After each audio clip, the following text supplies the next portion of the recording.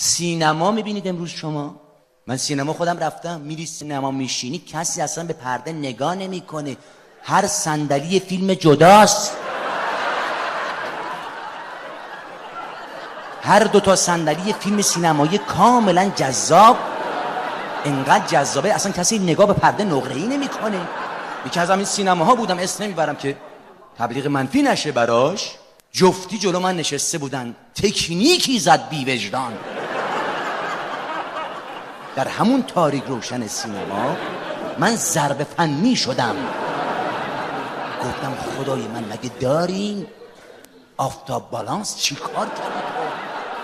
گاهی اوقات میگفتن که مشکلات رو بعضی وقتها میبینیم گذشت زمان حل میکنه، بعد ما متوجه شدیم نه، همه این مشکلات رو زمان حل نمیکنه، خیلی از مشکلات رو مکان حل میکنه.